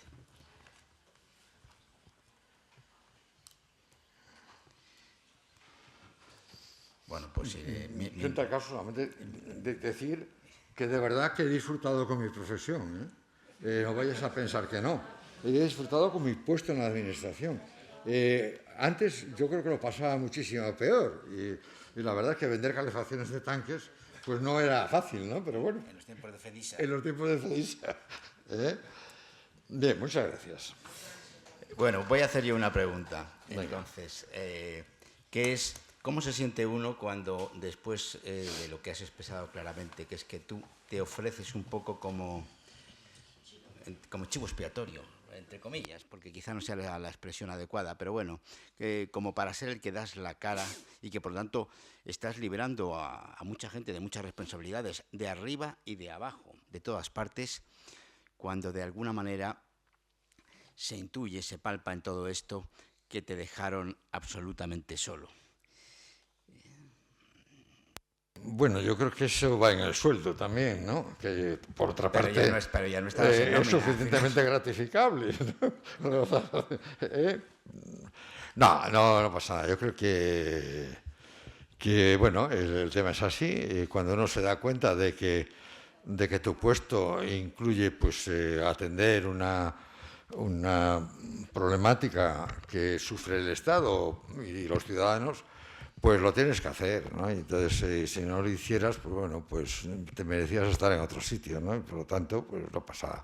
Oye, que hay gente que a lo mejor pues no es capaz de ofrecerse o de hacer lo que tiene que hacer o de defenderte porque, bueno, pues la verdad es que al juez Pía, que os contaba antes, pues la verdad es que estaba muy gordo, estaba tan gordo que la túnica esta de juez no le daba, no se podía abrochar, ¿no? Una cosa. Bueno, pero bueno, yo creo que lo pasó mal. O sea, se murió a los pocos meses de la sentencia y ahí está, en su tierra gallega, en un cementerio muy bonito, cerca del mar, por encima de la carretera, y que ve sobresalir los cipreses para arriba y dice, bueno, pues ahí está el juez Pía, ¿no? Y, oye, yo se lo agradezco mucho y me acuerdo de él, porque, hombre, es verdad, si el tío hubiera tirado por la calle en medio, pues a lo mejor lo hubieran puesto de cine en los periódicos, ¿no? Entonces, bueno, en aquella época, hombre, a mí sí se me tenía, no como chivo expiatorio, se me tenía como objetivo, esas películas, Objetivo 2020, ¿no? Pues Objetivo 2020 era yo, ¿no? Pero bueno, ¿qué le vamos a hacer? Muchísimas gracias.